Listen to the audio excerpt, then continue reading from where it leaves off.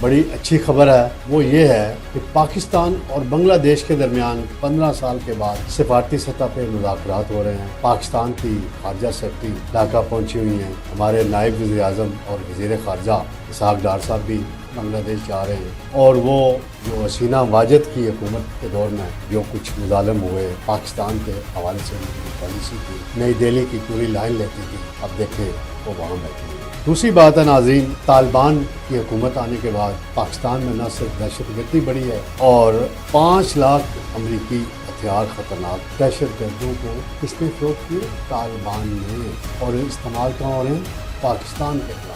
یہ وہی ہیں جنہیں ہم نے 40 سال تک پالا۔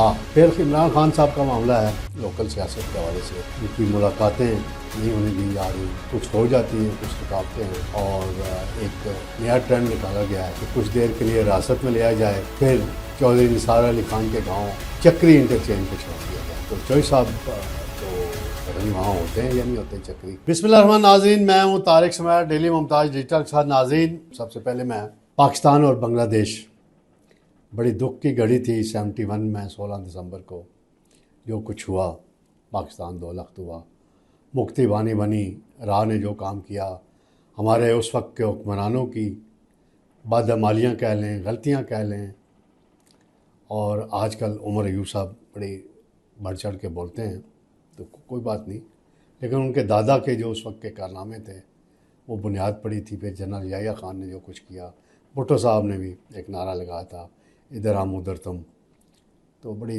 وہ، اور مجھے بنگلہ دیش جانے کا کئی مرتبہ موقع ملا۔ ایک مرتبہ حسینہ واجد سے بھی ہماری ملاقات ہوئی، بیگم خالدہ ضیاء سے بھی ملاقات ہوئی تھی، اور بھی بڑے حسین شہید سہروردی کے ایک صاحبزادے تھے، ان سے بھی ہماری ملاقات ہوئی۔ تو بڑی یادیں، وہاں بہاری ہیں بڑے بیٹھے ہوئے پاکستان کے، وہاں آج بھی ان کے علاقوں میں جائیں تو وہ نعرے گونج رہے ہوتے ہیں، نغمے، پاکستان کے نغمے وہ پڑھ رہے ہوتے ہیں، پاکستان کو یاد کرتے ہیں، کاش ہم انہیں یہاں لا کے آباد کر سکتے، لیکن نہیں کر سکتے۔ بات لمبی ہو جائے گی ناظرین۔ حسینہ واجد نے 90 سال کے، 95 سال کے، 80 سال کے بزرگوں کو پھانسیاں دیں، کس جرم میں؟ کہ پاکستان کے ساتھ وہ کھڑے ہوئے تھے، اور اس وقت کے ہمارے وزیر داخلہ تھے جب یہ پھانسیاں ہو رہی تھی 2013 کی حکومت میں۔ چودھری نثار علی خان کی جرأت کو میں داد بھی دوں گا، انہوں نے کنڈیم کیا تھا، مذمت کی تھی، اور دفتر خارجہ ہمارے نے انہیں ایڈوائز کیا تھا کہ اس پہ سخت بیان بازی نہ کریں۔ مجھے یہ بات یاد ہے، جو کسی کا اچھا کردار ہے اس کی تائید کرنی چاہیے۔ جو شیخ حسینہ واجد ہیں، شیخ مجیب الرحمان کی بیٹی، اس نے اکانوی تو بنگلہ دیش کی کھڑی کی، لیکن ظلم اتنے کیے کہ پھر وہاں نوجوان باہر نکلا اور تختہ الٹا گیا اس کا۔ نوجوان باہر نکلا، ریئل معنوں میں باہر نکلا، اور پھر ہوا پاکستان کے ساتھ تعلقات کی بجائے وہ کھٹ پتلی بنی ہوئی تھی مودی کی، اور پناہ کہاں ملی؟ انڈیا میں سیاسی پناہ، دنیا میں کہیں اس کو کوئی کسی نے قبول نہیں کیا۔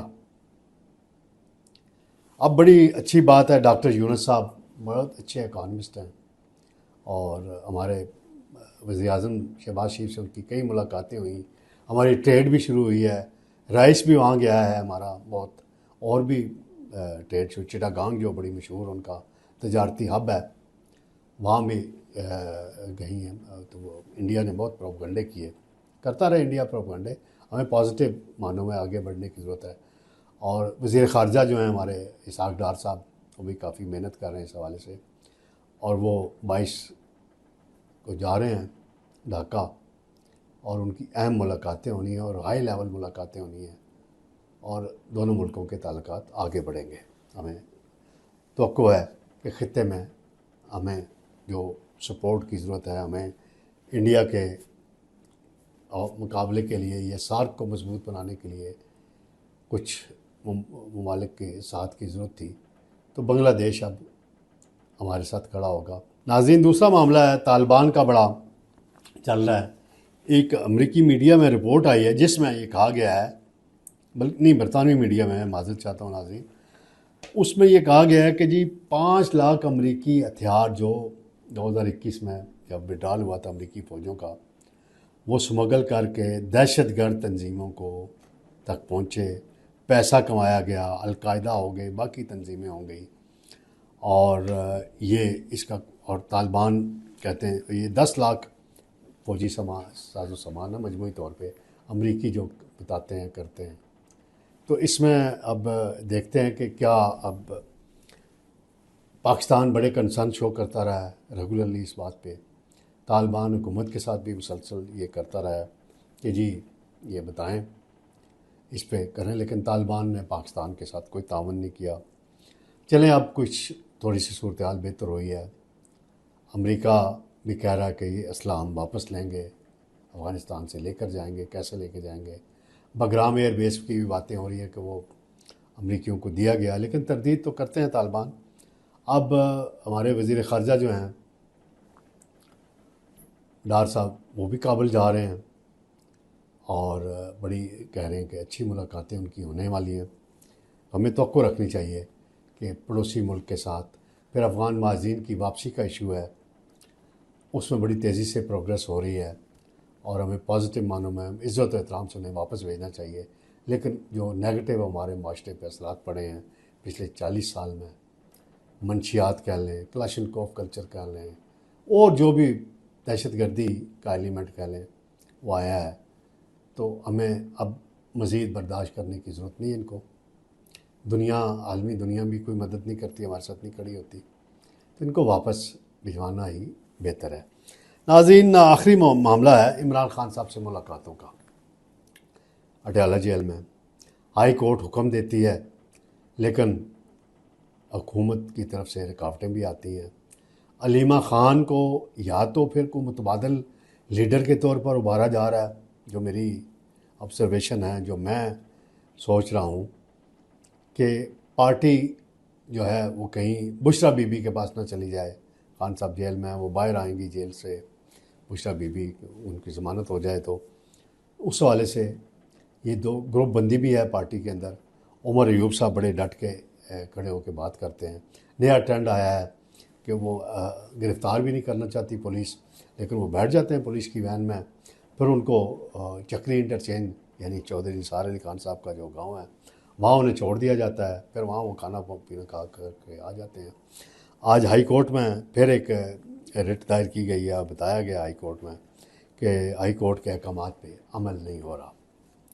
जो कानून कहता है, जेल मैनुअल कहता है, उसके मुताबिक खान साहब की मुलाकातें होनी चाहिए, ना उससे बढ़कर होनी चाहिए, ना उससे कम होनी चाहिए। जो उन्हें राइट्स हासिल हैं एक रहनुमा के तौर पे, कैदी के तौर पे, वो मिलने चाहिए, उसमें कोई शक व शुबा नहीं है। लेकिन पार्टी के अंदर भी बड़ी तकसीम है। सलमान अकरम राजा बात बात की अलग बोली बोलते हैं, बैरिस्टर गौर साहब की अलग कहानी होती है, और भी ग्रुप काफ़ी सारे उसके अंदर हैं।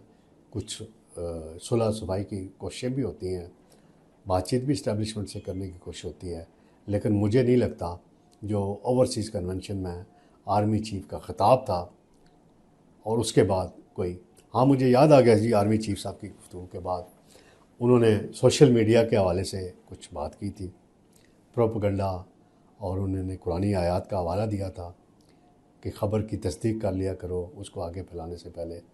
तो आज मैंने एक मस्जिद में जुमा पढ़ा, तो मैं एरिया का नाम नहीं लूँगा जानबूझ के, वहाँ के ख़तीब साहब ने बड़ा अच्छा ख़िताब किया सोशल मीडिया के हवाले से, उसमें झूठ जो फैलाया जाता है उसके हवाले से।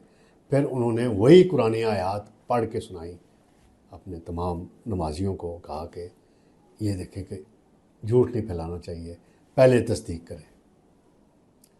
उन्होंने कोई आर्मी चीफ का के हुक्म नहीं आया होगा किसी को कि उन्होंने आज ख़ुद शायद महसूस किया कि ये बात करनी चाहिए।